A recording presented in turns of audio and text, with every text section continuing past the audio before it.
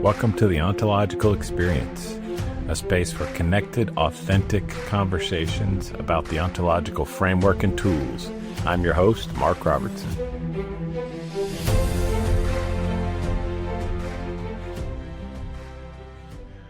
Well, hello and welcome to my viewers and listeners to another episode of the Ontological Experience. I'm really excited today. For my viewers, you can already see more than just me on the screen, which is exciting.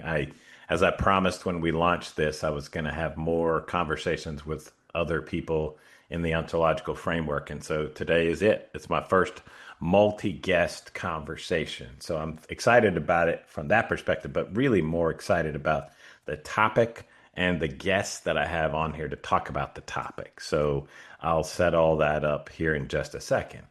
But first, I want to welcome, before I introduce them, I just want to welcome each of them to the show. So I want to welcome Nicole Provonchee, I want to welcome Janet Walls, and I want to welcome Dr. Leslie Binford.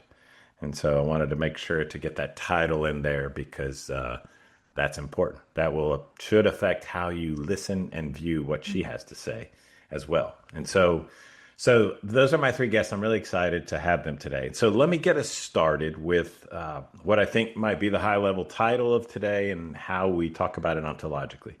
And so off the top of my head, I think what we're going to be discussing is what ontologically we would refer to as the American cultural female or feminine discourse. And so if you know the ontological experience is all about your ontology. And so a little background on that. Each of us has an ontology, which is our way of being. So all four of us on this call have evolved to this place with a certain way of being, which is shaped by many, many, many forces. Our individual experiences, our families, our communities, our culture, and pretty much every life experience and how we make sense and integrate it shapes our way of being. And so today we're going to take a very specific look, at least I think, unless these ladies take me in a different direction, at what we like to refer to as the cultural discourse. So it's the cultural way of being that we inherit by growing up in this cultural soup. And so when I was taught this years ago, they talked about the male discourse and the female discourse.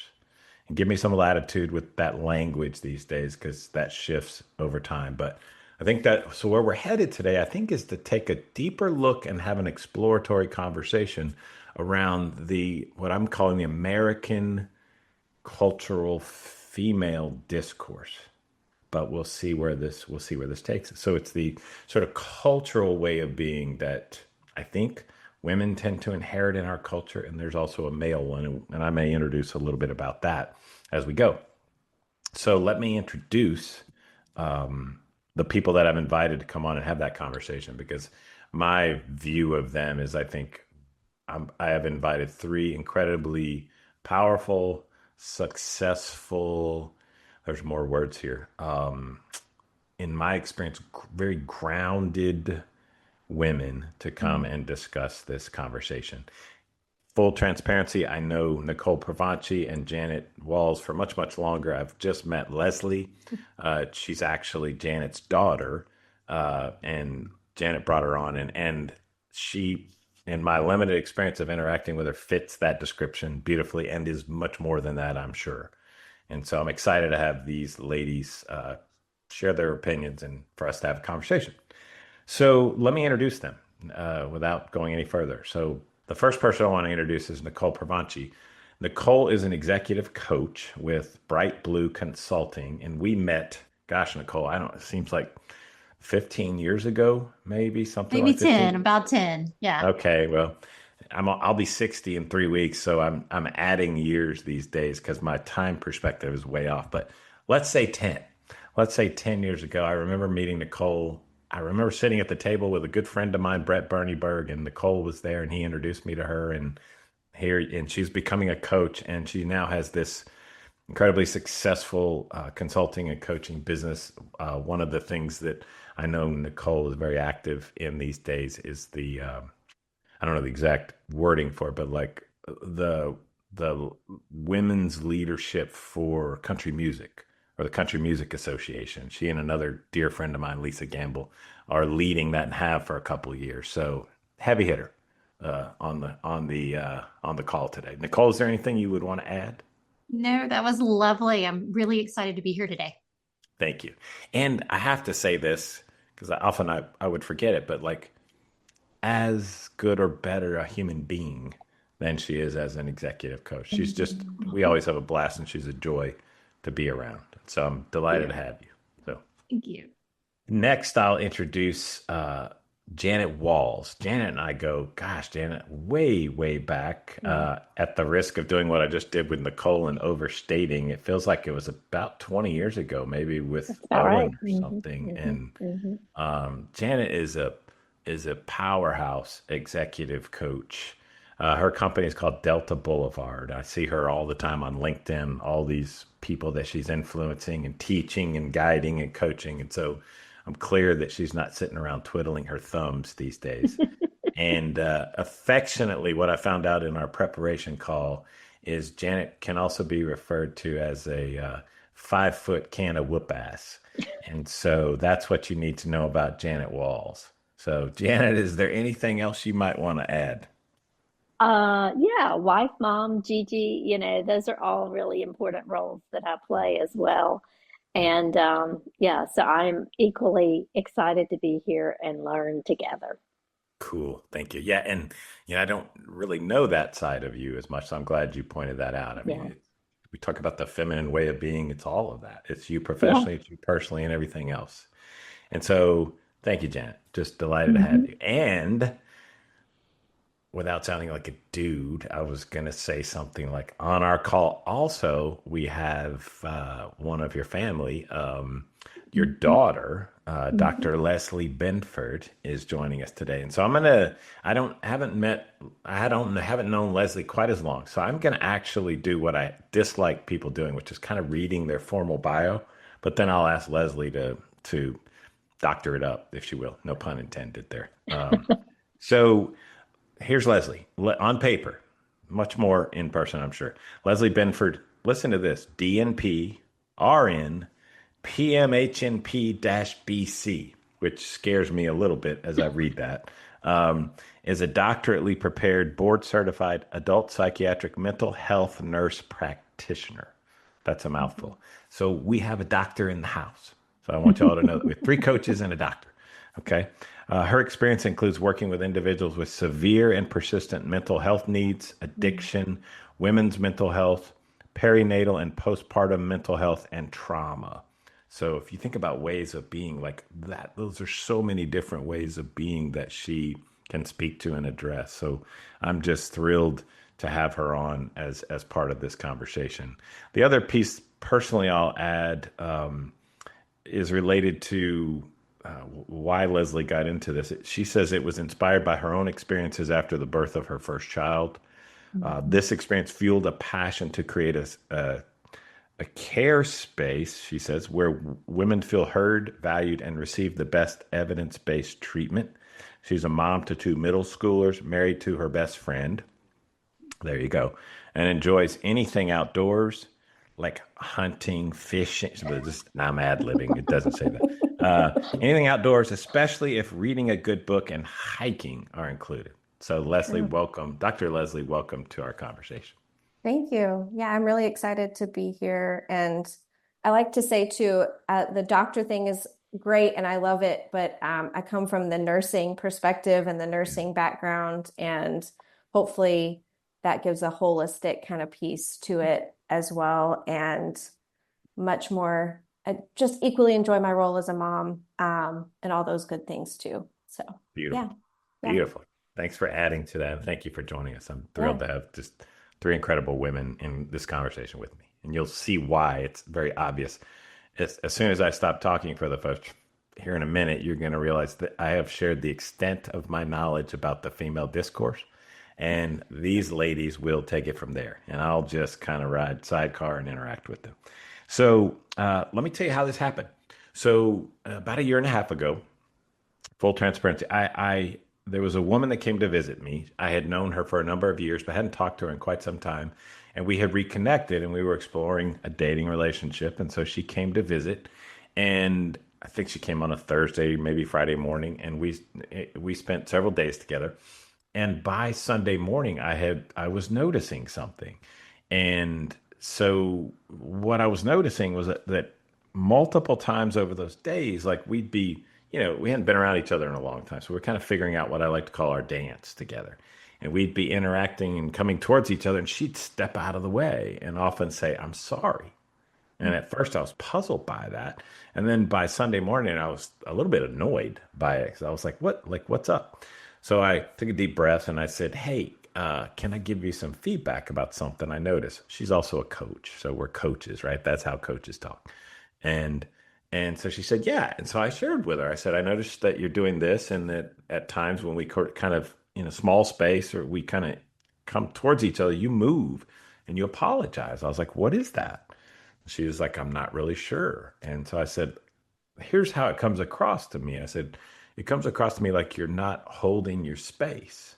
And in a way, the interpretation I had was that like you're giving up your power, might be one way to interpret that, in our relationship. And so I don't want, I don't want a relationship where I'm the one holding the power and she's not. I'm just not interested in that or vice versa. I've had many of those. And so just notice that. And then lo and behold, like that happened like three more times within a few weeks, where I was out and about in Nashville and would be approaching a woman, or we'd somehow end up in the same close space together, and they would move and say, "I'm sorry." And I was like, "What the heck is this about?" And for me, quickly my judgment went to, that's the Southern female discourse that I often talk about, because I'll talk about the Southern male discourse and the Southern female discourse and how they go together well. And if you have one but not the other, often they don't dance well because those way of beings just don't match. So I thought it was the Southern female. And then Nicole and I had lunch shortly after that. And I was like, "This has happened, Nicole. This is fascinating. What do you think about this? I think I want to get a group of women together and talk about this, because I'm clear my knowledge around all this is limited, but I'd love to hear, to understand what's going on." And she's like, "That's great." And so we figured out who to have on, and here we are. So that's the conversation we're having, is to like more deeply explore, like, what is this phenomena that I've experienced where women, where women like, to me, give up their space and they apologize for that. So I had the one last one that I'll share to kind of tee up my guest is not long after, I think, well, actually, it was more recent, probably in the last 3 or 4 months. I was at Publix, which I don't usually shop there, the one on 8th Avenue in Nashville. And I was getting milk. I approached the milk section, and there was a woman standing there looking at the milk in front of the cooler door. She had it actually cracked open. And I walked up, and I wanted to see what kind of milk they had. So I was kind of behind her looking over her shoulder, and she saw me and she closed the door and moved and apologized. And I was like, "What is the deal?" And so I had the courage this time. I didn't know her. She moved down like a couple doors, and I looked over and I said, "Hey, can I ask you something?" She's like, like, "Uh-oh." Not uh-oh, but like, "Who's this dude talking to me?" And she's like, "Yeah." And I said, "Why did you move out of the way and apologize?" And she was like, paused, and it's like, "I don't know." And I was like, "What?" It's interesting. And I shared a little bit about what I've just shared on this conversation, which is like, this is what I've noticed with women in Nashville, but also my friend who wasn't from Nashville. I said, what's up? She's like, "I don't know." And so that's the genesis of this conversation. So I want these ladies to talk about, from your way of being, what is it you see? What are you curious to explore about this? What are your thoughts? What are your questions you have about it? And let me be clear that really, for me, today is exploration and about maybe reaching in some understanding of it. It's not as much about, okay, now that we've figured it out, here's what's going on. Here are the right behaviors to go take. We might go there. Feel free to suggest that. I don't want to get in your way. But I think it's just more of like an exploratory conversation for understanding. Y'all up for that? Yes. Absolutely. Groovy. And we've all said we want to have fun with this. So we're going to have some Yeah. fun. So that's it. That's the tee up. I hope I've given you everything you need. So I'll just open the floor, and whichever one of you wants to step in first, please go. Well, I'll jump in just because I was at the genesis of the conversation. And I will tell you, it's been transformative for me to just bring this into my consciousness of a sense. Mm. You and I had that conversation, and it sparked me thinking about why do I do that? Because one of the things I think I talked about with you, Mark, is that I don't feel like I do it consistently. Mhm. So there are times where I would not have gotten out of the way of, and while we were at Publix and you were standing behind me in the milk, I would have gotten my milk and you would have had to wait. And then I feel like there'd be other times maybe where I would have been like, oh, here, sorry, I'm in your way. Yeah. And so I've been trying to explore what's that about because I really think you hit the nail on the head. It's when I'm feeling confident in my space, in my body, in my being, I can hold more space, right? Mhm. And I know that sounds a little woo woo, but it really feels like Mhm. that's true. And when I'm not feeling my best self, or maybe I'm feeling uncomfortable or unsafe in a place, I think I find that I hold less space and I'm more likely to be that person that gets out of the way of the milk Mm, cartons. That was just interesting. sort of my Yeah. mental um, insight is that for me, it's inconsistent, but it's very much based on how I'm feeling in the moment. Interesting. Mhm. Okay. So more like Mhm. your current state, so to speak, Yeah. maybe. Yeah. Yeah. Okay. I'll stay out of the way. I'd love to get the other voices into the conversation right away, and then we'll just kind of riff. So, Janet or Leslie, you wanna jump in? Well, Nicole, I was just going to say, I kind of agree with what you're saying about how you're sensing yourself in that space or how you may be feeling, because I know for myself, entering a room and sensing the energy, is this a space where you're going to feel welcome or you're going to feel, heard, or is it going to be a space that you feel like you can add value to? And that's an interesting question too, that you can add value to. Then I think that changes the way you take up space and how you take Mhm. up space versus, if it's somewhere where there may be some preconceived notions about how you're going to be viewed or what that's going to look like, or if that's, if you are going to be welcome, changes that as well. So I agree. And I too have been taking a different look at it as well. And I have I have a daughter too, and kind of just watching her and how she takes up space as we've had this conversation because she's younger. And we were sitting at the dinner table the other night and she was talking, and then her brother started talking over her, and she said, "Hey, I'm talking." Like I was saying something. And I remember inside I was just like, it was so great. But then looking back, when do I have the ability to do that? Or where do I do that? Or where do I pull back from? So it's been interesting as we've started having this conversation, what I've noticed as well. That's great, great, great entry there, Leslie. Let me say one thing, Janet, and then I want to kick it off to you. Is the we wanted to get a group from different generations, and so I don't know Mhm. how to politely say this, Janet, but like I like the it. elder wise one in the room will follow this up. But Leslie, I had the thought like maybe your daughter she had to have learned that somewhere, like from and incorporated already into her way of being. So that might be Mhm. you, that might be your husband. I don't know. Maybe it's culture, maybe it's school. Who knows? But Mhm. I mean, if I were you, I might be selfish and say, "Yeah, I taught her that." Like so. You're mild. So anyway, I'll just I throw that was in there. proud. I was very proud. So Good, good, good, good. Janet. Yeah, I think that's a good segue, even Mark, what you are adding into how much our cultural and systems, all the different systems that influences do impact the way we show up. And is it nature versus nurture?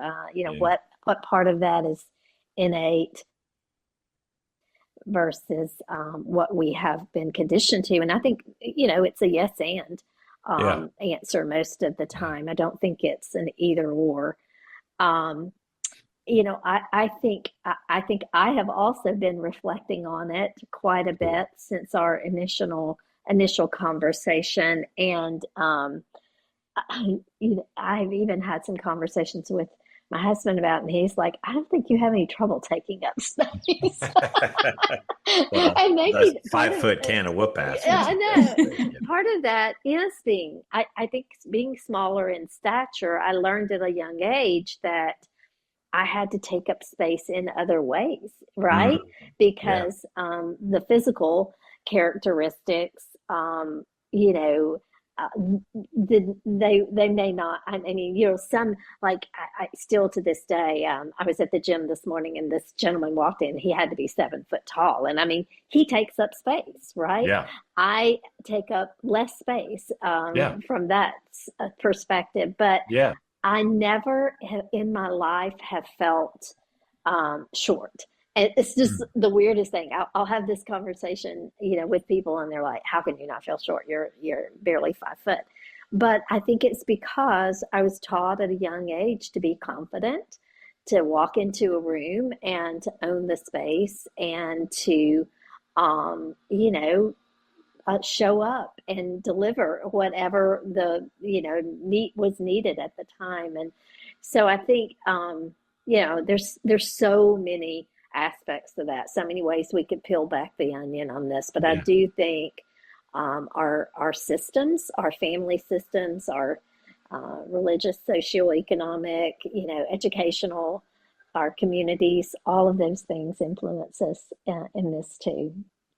And yet, let me follow that up, Jan, then we'll open it up some more. Like, as you were speaking, I found myself thinking, well, that's probably pointing more at Janet's individual way of being, like Mm, as mhm, there are cultural components to it, but I was thinking, oh, that speaks more to her, and you made me mhm. think about maybe the cultural side of it. Like you said, like you don't give up your space. You were taught it. I'd be curious to know Yeah. where you learned it or who taught you. But if you Mhm. maybe the cultural dimension, you made me think of the male discourse. Like we have a term, y'all have probably heard it before, like for shorter men, it's like he's got Napoleon Mhm. complex. Mhm. Mhm. Like Yeah. he's got short Mhm. man's thing. Where if you're talking about this conversation, where it's like he feels like because of his height, he's got to take up more space. But it's Mhm. like we all can sniff and sense like he's blowing up his space, Yeah. and it's like there's something in Mhm. there about like how we feel about our space, maybe, and then Mhm. how it's coming across to others. And I don't know if women do this, but dudes in particular are kind of like, nah, like, Yeah. not that we do anything about it, but that's my sort of reaction. Yeah. We might do something about it, but anyway, um, I'd love to hear, I know when we had our pre-call, y'all explored some fascinating aspects of these ways of being. So I'd love to hear. So I'll give you like example was one y'all brought up that is not often on the male radar is safety. Mhm. It's physical Mhm. safety and not holding your space. I remember Mhm. that one. And then I think somebody posed maybe generational. So just throwing a Mhm. couple thoughts out there, but take it wherever y'all want to take it if we look at all the layers of this. Mhm. One of the things I was thinking of when Janet was talking is that I feel very lucky that early in my working career, I had a mentor that was a female executive. She was way ahead of her time in the South. She was the founder of a couple of different companies, and I was able to really shadow her. And she took me on as a mentor. And she was constantly telling me not to be small. I'm 5'6", so I take a moderate amount of space. But she's like, when you walk into the conference room and there's the table with all the chairs, and then there's that other row of chairs along the wall, you never sit on the wall. You always sit at the table. Wow. And she's like, most women will go and sit in the secondary position, and if the table's crowded, they'll sit at the chairs against the wall. She goes, you pull that chair away from the wall and you go sit at the table. Mhm. And I remember being very lucky, I think, to have that. I'm 52, Mhm. so have that in my early 20s. Have someone who was just Mhm. like, no, you demand pay, you ask for these things. And I don't know that that was always modeled. Now, I grew up in the South, so I don't know if it's a Southern thing or a generational thing, but I Yeah. don't know that that was always modeled. So I think it's wonderful that, and gets to that nature nurture conversation. Janet, that you had someone in your life that was like, size doesn't matter, right? Like because I would say I experience Janet. It does not occur to me that she's short. I do think there's, when you talked about the Napoleonic thing, I don't experience that with Janet at all because she's so genuine. She's just a really Mhm. lovely human, right? Like, and you Mhm. Thank feel you. like she's fully present in your presence. And so I wonder if that's kind of part of your magic, Janet, as well. Hmm. But I do think Thank that you. and I see that in the women that we work with, that there is something about, and Leslie mentioned this, if the culture isn't welcoming, you have to overcompensate, I think, for Mhm. maybe a default mode, which tells you you're not welcome here. You as a woman Mm. have to be like, okay, I may be the only woman in the room, but I'm your equal. And you almost have to kind of reframe. And I was taught that really young in my career, and I feel very lucky. And I find that we are still teaching that to women in their 20s and 30s in these leadership programs that I'm working on with Lisa. Fascinating. So let me get, obviously anything that I say is going to come from my individual way of being, but which is also shaped by the male discourse, right? So, Janet, I tend to be sort of I lean on the nurture side versus the nature side, right? I don't think young women come out, are born with the idea of you have to apologize and you have to give up your space. I think it's probably more nurture, but there is a genetic component. But couple things I thought, like, so Nicole, you gave an example of like you were taught specifically keep your space. Are most women in America or in the South are they taught shrink your space, be small, don't be heard? Like, was yours the exception to the rule, and that there is actually teaching going on about be small, don't get in the way? I don't know that it's explicit, but I think it starts. I mean, there's data that says it starts when we're really young, like good girls sit quietly in the classroom and do well academically, and boys are rambunctious and go play and they're loud. So I think there's a lot of cultural dynamics that make that implicit, right? Yep. And if you're too loud, you can be labeled a bitch, or you can be labeled too assertive. And so I do think there are these cultural things you have to fight against. Yep. I don't think it's explicit. And I do think we name it more than we did when I was in my 20s. Okay. Yeah, great. I would agree with you, Nicole, too, that I don't think it's all this. I think when I say, I don't think for the most part it's overt. I think there are some communities and some cultural spaces where I think it is more overt, and it's, like, this is where women belong, this is where men belong, and this is how they interact or how they don't interact. And certain people have more exposure to those communities and have different feelings around that. But I do think a lot of it is that implicit of just, this is just how it is. We just sit quietly. We just sit still. We're nurturers. We are, we do different, all these different messages that we might receive. And I also think there is a generational component to it as well, because I think I probably received different messages. I mean, I never thought I couldn't take up space or couldn't say what I needed to say. And when I found myself in an environment, even now as an adult recently, where that wasn't the case, I was like, wait a minute, I don't like this very much. Like, this doesn't feel good, or it doesn't feel right. And so I do think, and then I noticed that even with my daughter and some of her friends and how they interact and what they do. So I do think there's some changing and shifting of that, which I think is wonderful. But I still think that those messages are out there of, this is where you should be. When I sit with women sometimes in my practice, just helping them see and learn how to ask for what they need. And again, to me, that's about taking up space. Hey, I need 30 minutes of X, Y, and Z, or I need to be able to go and do this to feel more well, or, feeling that empowered to do that and having to learn to do that, and feeling like they should and can do that. Yeah. That's really cool. You're triggering so many thoughts for me, and I want to, as a dude, I want to share, but also stay out of the way a little bit. But one of my thoughts, Leslie, was just that is the power, and Nicole's comment, that is the power of the cultural soup we're all swimming in. And I think as Americans, we're so individualistic, males more than females, I would say, stereotypically. Me, one up, that kind of thing. Whereas I think the way the feminine discourse is more collaborative and connection and that kind of thing, stereotypically. But because we're so individually focused, I think many of us just don't notice the cultural impact on what I'm going to call these deeply embodied habits we have that shape our way of being, that I think y'all are pointing to. It's like nobody sat you down and said this, but somehow it got in there. So I find that fascinating. So in December of 2023, I made the decision to start a podcast because I wanted to share the framework that I've been working with for 28 years.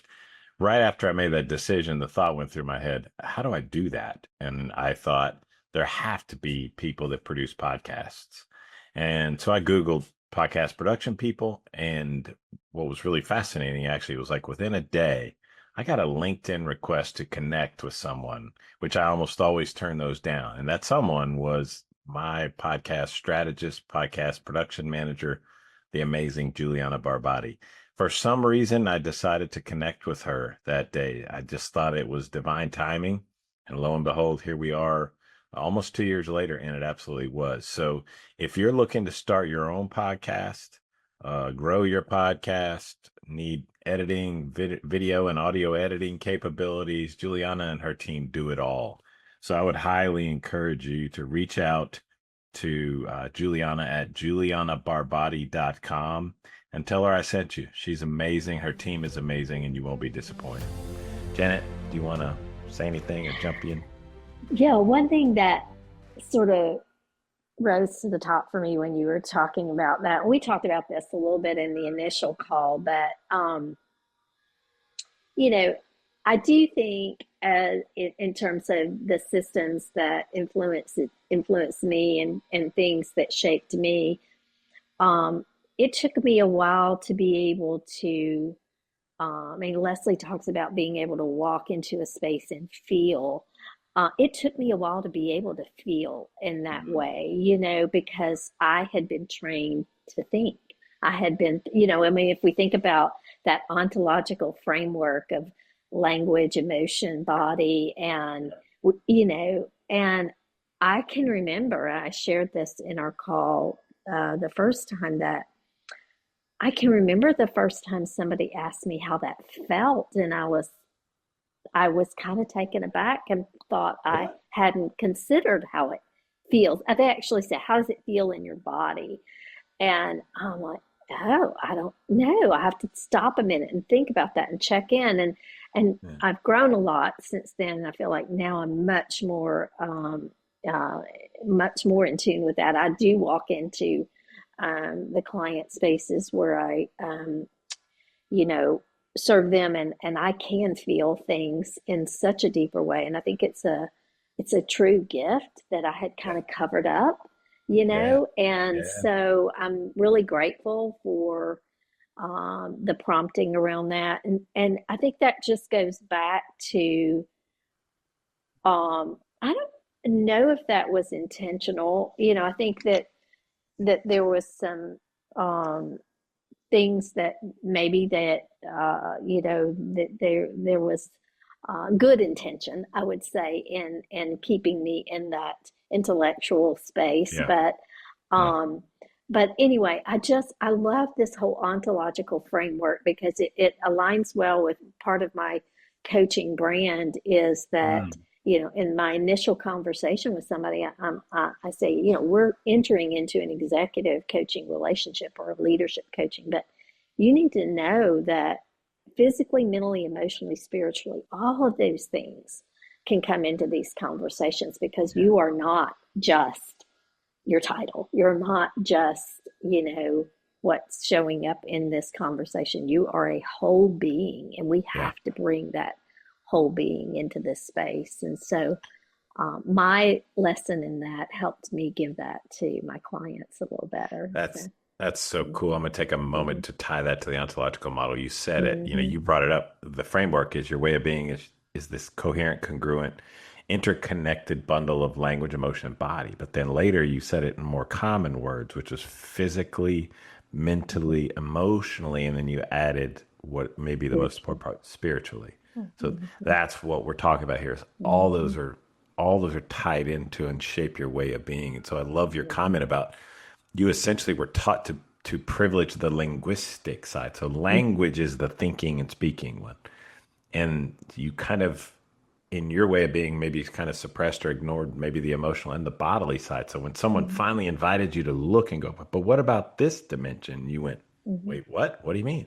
I would imagine you even probably gave a thinking response to that at first until you learned how to go, what's going on in my body? Where am I at emotionally? So that's a beautiful tie in there, Janet. Thank you. What I want to open it up. Like what wants to manifest in each of you in this conversation? Like, what do you want to add? What do you want to say? Well, this may not answer that question, but I was thinking and tying to what everybody, we've talked about, like safety and how a space feels and showing up and how we think that. And maybe we show up more in an intellectual way versus a feeling way. And I think some of that ties back to safety. I can hold my space, or I can really go toe to toe intellectually sometimes with someone, but maybe not so much if it is about how I feel or about how something feels, or if it's not a safe space to do that and taking up space. And I think maybe more so than our male counterparts, women consider safety and the safety of spaces so much more than, just because of the nature of what it is. And I think that's an important piece, to think about as well when we're having, I know it's kind of been brought up here and there, but I wonder if we show up in certain ways in certain spaces because of that safety component, because I know I can safely appear this way in this space and be accepted. Whereas if I come in a different way in this space, what is that going to look like? I want to take us down that path, Leslie. I'm Yeah. glad you brought this, because I think about in our current environment, you hear psychological safety a lot, right? You hear that term, which I've got a lot of thoughts about that, but I'm not going to go there. But I want y'all to talk more about the safety aspect, because I think you're right on, Leslie. I've not talked to a bunch of dudes about this, but my safety is largely off the table in most situations. There are only rare instances where I'm in a particular environment and there might be many dudes, guys, and I'm concerned about my safety. And so it's like, okay, I'm gonna remove myself. But in general, it's not on our radar, I think. It is for y'all. Y'all really helped me see that. But let's use my example to kind of tee this up if we can. When I think about my friend that I was starting to date, who's in my condominium, and we're exploring a relationship and we're close and interacting. And then I think about the woman at the grocery store and I'm over her shoulder. So like from a safety perspective, I sit here and think, well, hopefully the woman that was in my condo staying with me felt safe. Maybe she did. Maybe it was a safety thing for her. I don't know. I don't know all her history. I could almost see more that the lady at Publix that I don't know and she doesn't know me and I'm over her shoulder, it might be more safety.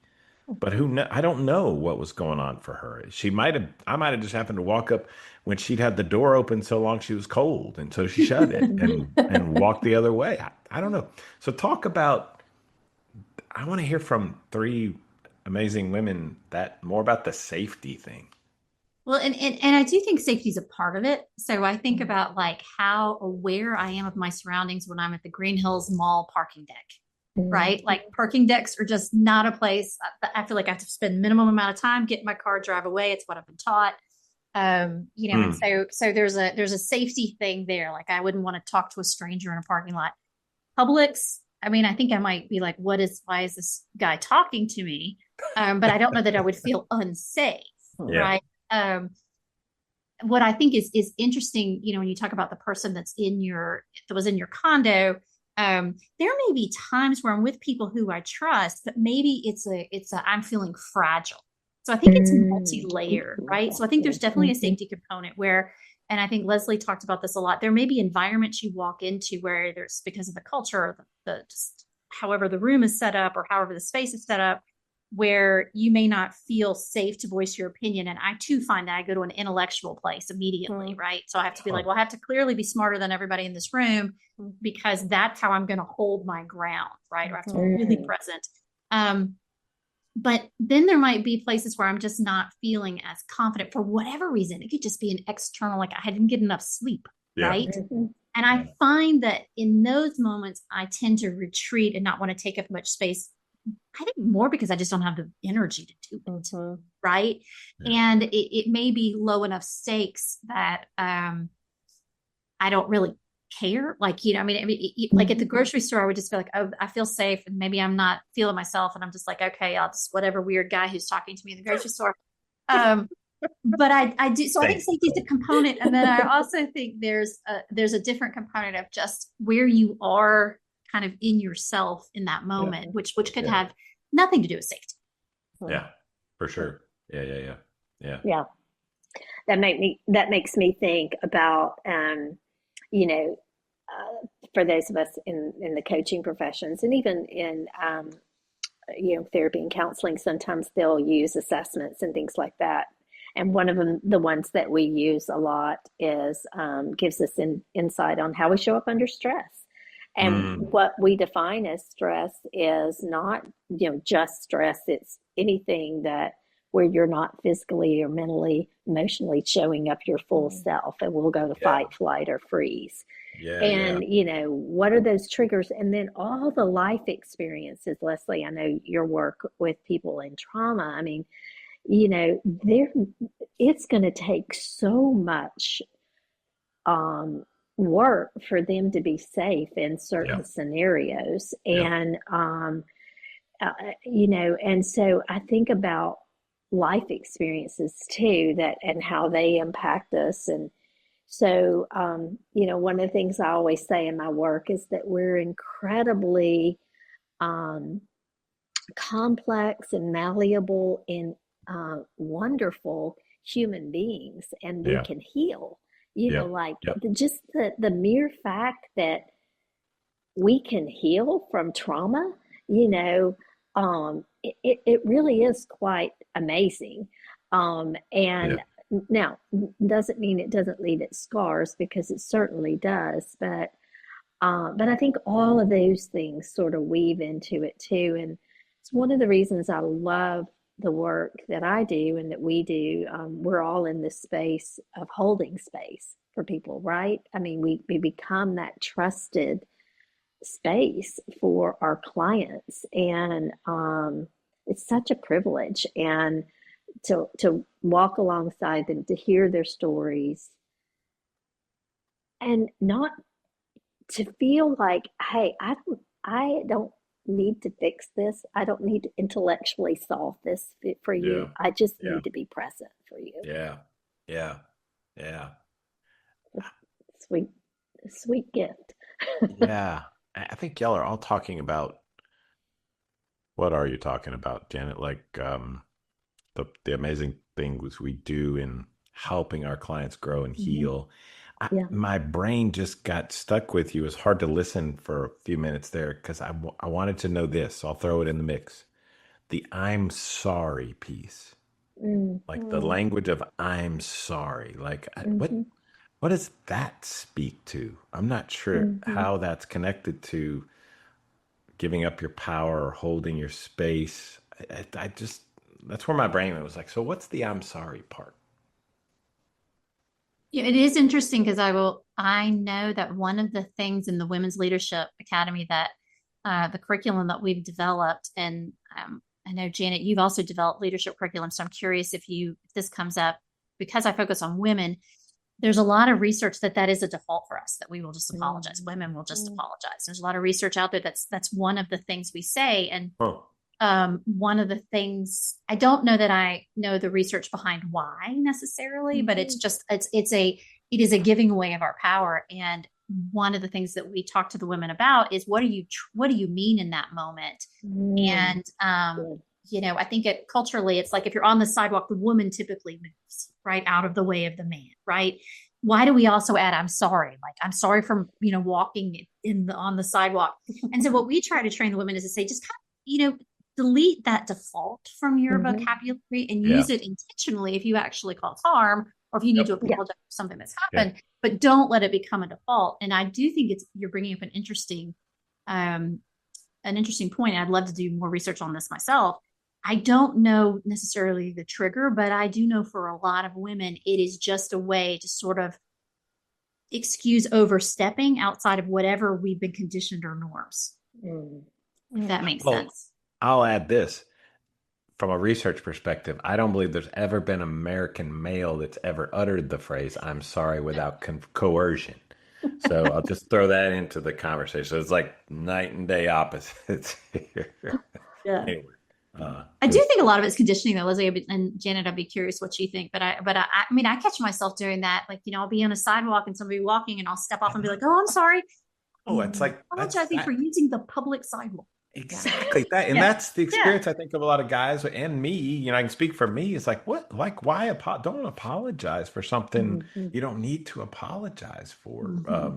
Which might be the if we talk about relationships, men and women, might be the what we're now pointing to is like the feminine default, and then the male I ain't apologize. I don't see that I need to apologize. There's no reason for me to apologize. And then Yeah. now you got the disconnect you got to navigate, right? So, Yeah. Yeah.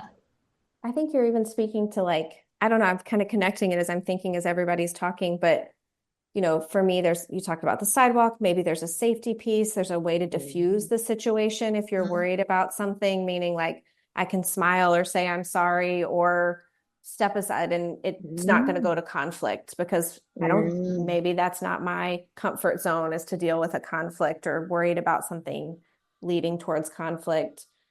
But also, I think maybe it's a default to that nurturing place as well. Like yeah. I don't know if I hurt you, but I didn't ever want to hurt you. And so is there some default there for us, as well? And then a power dynamic. I was kind of thinking of all of that as you were talking and everyone was talking. It's just sometimes the differences in power dynamics or even perceived power dynamics based on past messages or cultural Yeah. norms or whatever that is as well. Leslie, as you spoke, the word that jumped at me was connection.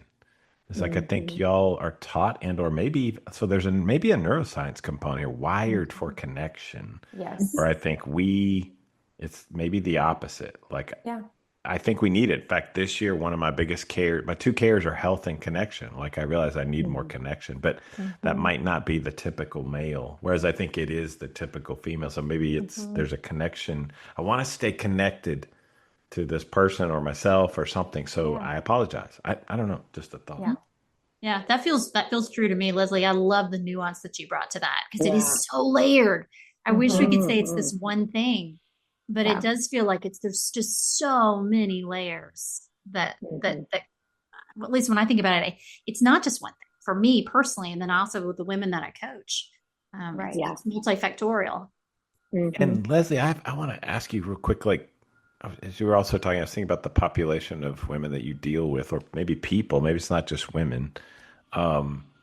It strikes me at this moment that like this whole move out of the way, I'm sorry thing is a really minor thing in terms of what you're dealing with trauma and perinatal and I don't know the right words. Like in your world that this piece I'm talking about bringing is like really minor. You're doing deeper work, but I don't know. There's definitely layers and things to the work, but a lot of the trauma for women in the postpartum period and sometimes even the perinatal period is this loss of autonomy. They are in a situation where, someone else is saying, make this decision or do this way, or this is the best thing.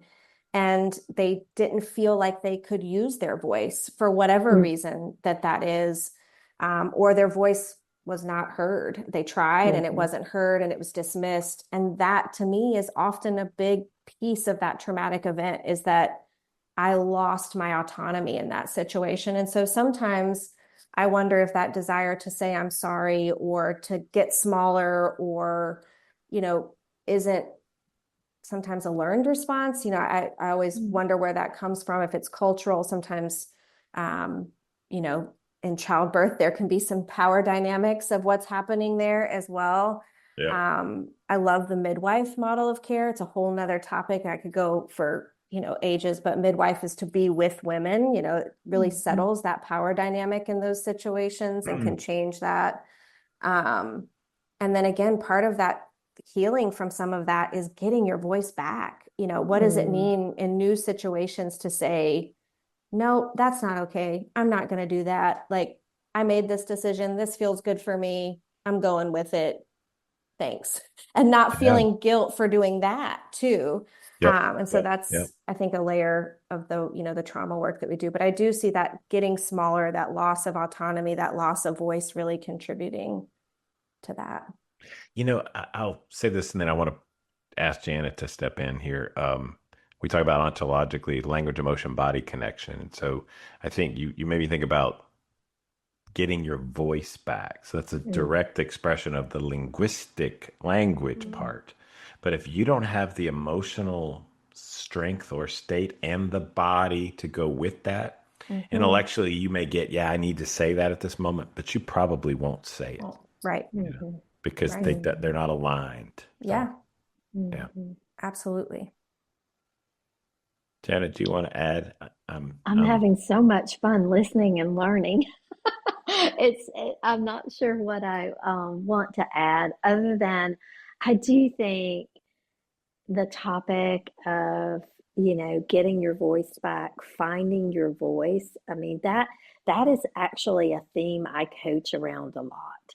mm, The finding your voice and or bringing your voice to the table, like Nicole said, you have earned this and you are at the table and you actually have a responsibility to bring your voice to the table. I remember, I'll tell a quick positive mentor leader story that really influenced me. I worked for a fantastic leader for a season of my professional life and before I started my own business. And I had a seat at the table, and I found myself mirroring, I was the only woman at the table, and I found myself mirroring the dynamics of the other men in the room. And he pulled me aside after one of our meetings one day, and he said, I need your feminine voice. I mm, need you as nurturer. That's the person I know. I need you as all the things that you are uniquely, not, you know, in other words, I don't want you to mirror their voices because you kind of feel like, all right, I kind of like my son always says it to his son, say it with your chest out, like, yep, yep, like, so I was like feeling like I had to buck up a little bit. And he said to me, no, I need the characteristics of you that none of those other men mm, actually can even tap into on a good day. hmm, And it was a very, very um, male dominated industry, kind of yep. a kill it and drag it home type, industry. And so that was really pivotal. Sometimes you'll have those learning moments and you're like, oh, I can actually be me at this table, and bring all of me. It's really Yeah, cool. And that so is really cool. I can integrate that at times into coaching conversations and say, bring all of you, bring the parts that you even, have conversations in your head of, and Leslie, you talked about it earlier. Can I add value? Yes. Yes, yes, yes, yes. You can add value, and you add value because of your differences, not because of how similar you are to everyone else sitting at the table. So I'm mindful we're at the top of the hour, so I want to pause us here. But first, let me ask this: would all three of you be willing to come back on for another conversation, either about this or something, Oh yeah. another step forward with this or something else? Like I would love to Yeah. have Sure. you back Yeah. I'm on. honored to be part of this group. This is a Me Same. too. blast. Good, Yeah. Me good, good, too. good, good, good. So we got that out of the way. So you got y'all will be back in some way, shape, or form. I want to ask you to first. I'm assuming y'all can go a little bit longer, a few more Mhm. minutes. A few Okay, more cool. minutes, yeah. I want to ask you to speak about this that just popped into my head as we close, and maybe speak about it succinctly for the sake of time. But do what you do; doesn't matter. I think about our world and um, you know, Jenna, when you were talking about the male environment, I was like, we've been a patriarchal society, I think, for our society the whole time. But I think if you look at globally, probably you could say for Mhm. thousands of years, on and off, there were more matriarchal at times, deities and other things. But in general, dudes have kind of run the show, you know, Mhm. and that's shifting. I think in the last 5 years, probably longer, couple of decades, there's been a shift in that. And so I think about, the Me Too movement a number of years Mhm. ago. And like it feels to me like as a guy, like there's this space for all that energy to come through and come forth. And I've often talked to guy friends of mine and said, look, man, it's like we've suppressed it for so long. We're just gonna have to stand in here. It's like a tidal wave that's coming, and we're gonna have to stand in here and get hit by it. And just pay attention, be aware, own our crap, blah, blah, blah. Something along those lines. Like, this is what happens every time you suppress something when it comes back out. And then it'll ultimately, the tidal wave will settle down and however long that may take. So it's a long lead up. But I'm curious to hear y'all in our close for today, talk about where do you see us in the balance maybe of the masculine and feminine in our culture now. I don't know if that's the right way to ask it, but that's what I'm curious about as we Um, close. So I'm kind of curious because I'm not sure. I mean, in my experience is that there's been a backlash. Like I feel like we've seen a backlash against. Now, do I think the pendulum of DEI maybe swung? I mean, it's a much larger conversation. Like, did it swing too far? But um, I'm finding I work mostly with women and women leaders and women organizations and special interest groups. And for most of the organizations I work with, those groups have been forcibly disbanded. And now they still exist, but they have to meet in secret or they have to meet in under a different name. And so while I think there have been a lot of gains, very, very large public companies have now said, well, we can kind of let you guys meet and talk about your women's stuff, but we can't call it that. And so it's just I'm probably hypersensitive to it because I'm deeply rooted in this space. But I would say that there's been a backlash that has caused a retreat in even the women's groups that I work with. They're having to redefine themselves in ways that feel decades old. Like it reminds me back to like when I was working in the 90s and 2000s. And so I'm actually concerned about the space right now. I would say that my experience has been that women are feeling like they have to be really careful right now with what they're doing. And I would say that's for good reason because there have been, financial repercussions or legal repercussions that have been threatened if women are doing too much too visibly. Fascinating. I would say, Nicole, I agree with you in a lot of the sense. I'm in the reproductive healthcare space essentially. So I'm working with women who are, going through fertility treatments, postpartum, pregnant, and just as we all know, the culture of that space recently and just how much that has changed and the trauma that results from some of the changes that have come from that space. And then trying to find in our current state where someone working in reproductive health care, where can I advocate? Where is safe to do that? What, because it's so needed, it's so important. So I do see this pushback. And I do wonder sometimes, as you were saying, there was this wave of women claiming, saying, I'm here, this happened, this is what I've experienced, this is my truth, this is where we want to be, we want to hold this space. And, we're not, I think there was this sense of maybe trying to push back or push people out instead of learning to work together. And so I think there's a sense of the other side, like, whoa, you can't, you can't have all of that power. And so there's this chase back to kind of pull some of that back.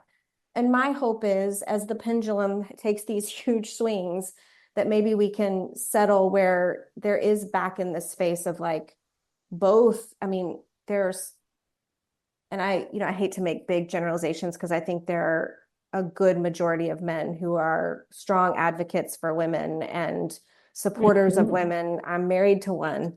A dad who is one. I'm in around men who are doing those things and holding those spaces and are recognizing that.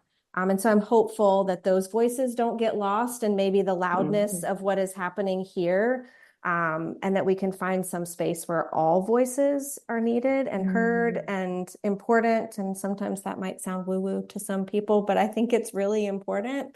And I think that is, Nicole, maybe where I'm feeling that definitely in the reproductive women's health world right now, and even in higher education, feeling that as well. And so it's a challenge, but I'm trying to remain hopeful because in every spot in history, there have been good people who have continued to do good work, and, use their voice, like all of us sitting here today, speaking about it and using our voices. So I'm really hoping that prevails and that we look back and talk about that as well. So, yeah. Thank you, Leslie. Janet, may I intervene for a second, then I'll let you close this? Yes. So I realized something, even in the way that I teed up the question, there's a saying I have as an ontological coach. Every time you open your mouth, you reveal who you are, your way of being. So my question informed you of how I see it. And now listening to both of you two women, I'm like, oh, my perception may be way off and or outdated. And then I thought, probably because I didn't say this, I don't watch the news. I don't stream feeds. I don't get on social media. So a lot of the perception that I shared probably is not very well grounded, probably dated in some regards. So thank you for opening my eyes about Well, and I'm like on the battlefield, right? Because I was, I'm often the speaker they bring in for women's International Women's Day, and to have them call me like, we're still having International Women's Day, but we have to call it like International Persons Day. Yeah. And I mean, it's just and then the DEI officers having to like change their titles and it for very real reasons, right? Very real threats, not reasons, threats. Yeah. And so I think that I may be feeling it more acutely than maybe other people because of the space that I play in. But it's a Leslie, you said it so beautifully. Oh my gosh. I love the hope that you ended on, which is there are great people out there. It's both and it isn't an us versus them. It's a together. We all grow. Like to your point, Mark, the male and the feminine energy coming together. I mean, we need both of those. And that's where I'm hoping like society can get to. So it's not an us versus them. Yeah. Well, and I actually think, Nicole, every one of us has both of those energies in us. Absolutely. Yeah. Right? So what I think we could make a statement, like one of the struggles is when we cut one off. Yes. Either one of them, when you cut it off, like it's not healthy. So Janet, I'll give it to you to bring us home, at least for today's conversation, knowing that this is just a path, a stop along our longer path. Yeah. Yeah. I don't have a whole lot to add to bring us home. I do love the sort of the closing thoughts around hope, and also that we all have a role to play in this, and it requires a lot of self-reflection and courage and fortitude and resilience, all the things that we work with our clients on. But I do remain hopeful. I believe in the power of humanity and the good in people, and I do believe that am I aware of all the craziness that's going on currently? Absolutely. And but I believe that every person shows up every day and decides how they're going to reflect that or not, or deflect that. And I think that's really important as well. But I agree. I think Leslie did a beautiful job of kind of wrapping it up. Yeah. Well, that's your daughter who was. I know. I'm so proud of her. This is just such a fun conversation overall. I'm just honored to be sitting here, like I said, learning from each of you, and so thank you. I feel the same. So as the host of this, I'll just say ditto. And thank y'all, all three of you, for spending your time with me today. I so appreciate it. And I really am excited. I look forward to the next time we're together and the conversation we'll have around it. It'll be fun. I had a blast. So thank y'all very much. Yeah, thank you. Yeah, thank you. Thanks. Yeah. Enjoy the day, everybody. Thanks for being part of the ontological experience. Until next time, remember, be yourself. Everyone else is taken.